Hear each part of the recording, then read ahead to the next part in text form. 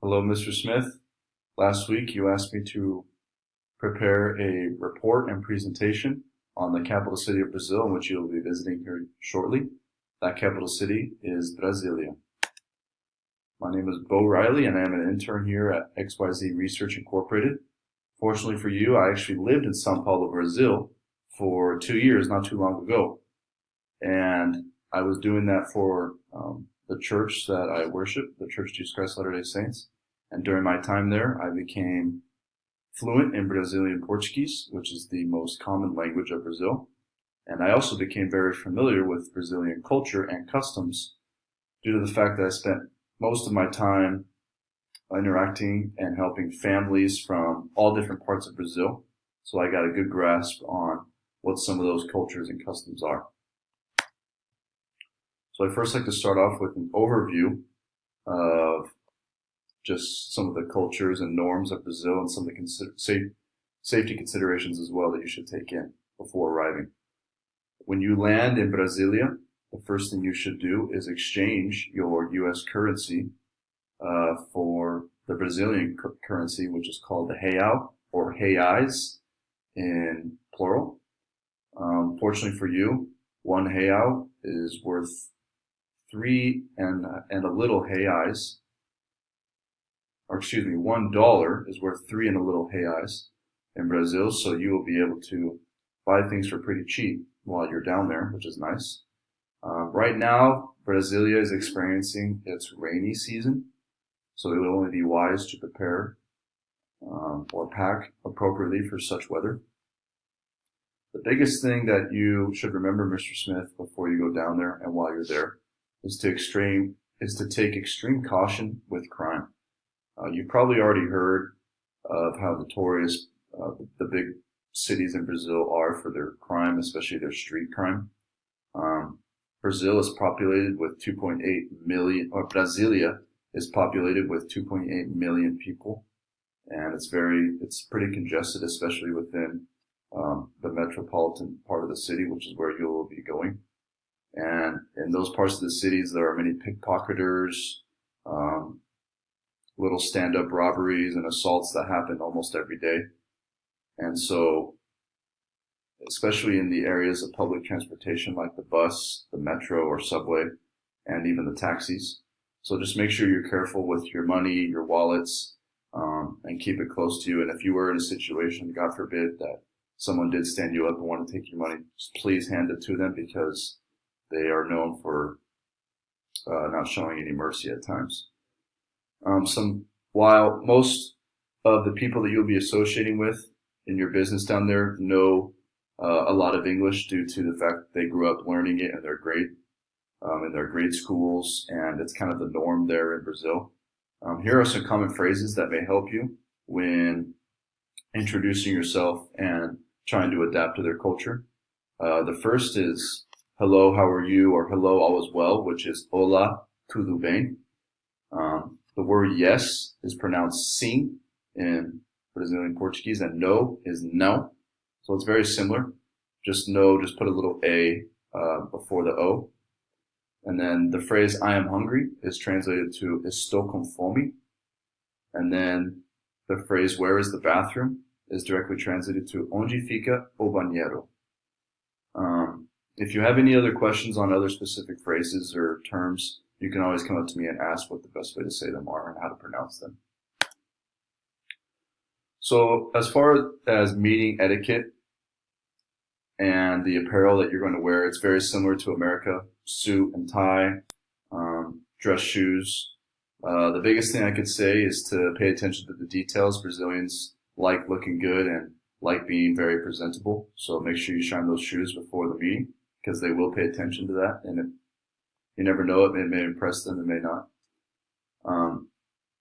With the men, it's just a regular firm handshake, and they may touch your shoulder or touch your arm, just as kind of a sign of love or a good first impression.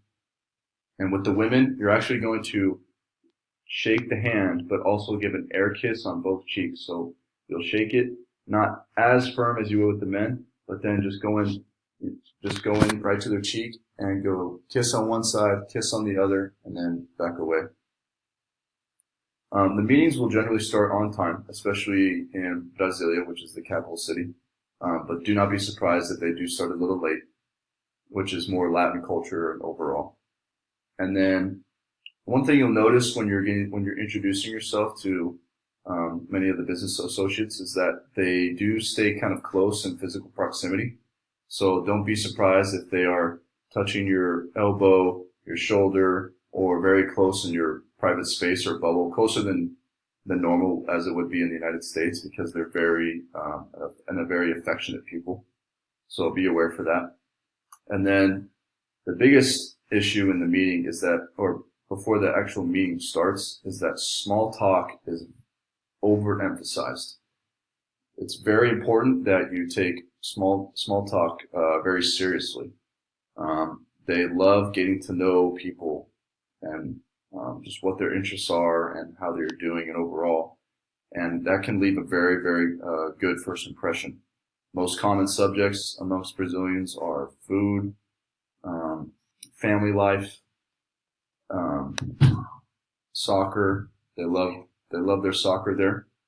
So pay attention to those things as they're talking about it, and do not try to go past their small talk. I would let them end the small talk rather than you. As far as negotiations go, the biggest thing to remember is that the highest position in the room has all the authority and the final say. It's not necessarily the oldest or the person who's even been there the longest. It's the person who is the CEO or the highest manager or the highest supervisor in the room. He will have the final say, or they will let you know who has the final say or who is in the highest position to make any kind of decision of what you are offering. The meeting atmosphere will be relatively loud and noisy, at least louder and noisier than what you're used to. And that's because Brazilian culture, the Brazilians love to talk over each other or interrupt each other while someone else is speaking. Consider this the norm. The best thing to do is to try not to get frustrated or angry when this happens. And if you do, try to mask that as much as possible, because Brazilians can take this to offense if you take offense to it, and everything will go wrong from there. And then, aside from that, expect the contracts to be signed after the final word. So not right then and there, which may be something that you're used to, but after the supervisor or business associate tells you that they are good to go, that everything is ready to get done, then they will end the meeting. You will continue the small talk, and then expect papers to be signed either at your hotel or wherever you're staying, or in the lobby or wherever, and make sure they're done by an accountant or a lawyer that is present with you as well. So some of the social aspects of the business is that if they do decide to have a meeting over a meal, lunch is the main meal. This is because they don't really eat a lot of breakfast. In fact, not any if at all. And so due to this, you're okay to eat a lot of lunch when you're at a setting of eating a meal. The biggest difference between dining etiquette between Brazil and America is that they will use a fork and a knife at the same time. And they do this because the main meal of Brazil is rice and beans. And so what they'll want to do is grab the fork and the knife and use the knife as kind of a wall to scoop the beans and rice into the fork to make a perfectly clean cut, biteable bite or eatable bite, and put it in their mouth and go on from there. But yeah, so it's okay to use a fork and a knife at the same time, because that's what you'll see everyone doing with you. And then tipping is not required, but it's also not frowned upon either. Usually most high-end restaurants and business and other food places will add a 10% service at the end of your bill. But if you believe that the service was fantastic or exceptional, feel free to add more to the end of that bill, and it may even impress the business associate that you're with. Some other considerations to take in while you're there is that Brazilians are famously known for their receptiveness and kindness, and it's important that you relay some of that back to them. Like I said, the most important thing you can do is impress with your words, your wordplay, and your presentation, besides the facts and the numbers. They will be more impressed with how you say things and the manner that you do it, and whether or not they like you more than what you have to present. Although they will obviously take everything into consideration, it's more important that they like you and they like your business. Like I stated previously, please remember to take extreme caution with crime. I have attached a website or report to the initial report that I gave you, in which I encourage you to research and look at the detailed thefts or the detailed types of crime that you may encounter while you're down there in Brazil. So I hope your first time visiting Brazil is a good one, and please let me know if you have any other questions or concerns about anything else, and I will be happy to research them for you if I don't already know them. Thank you.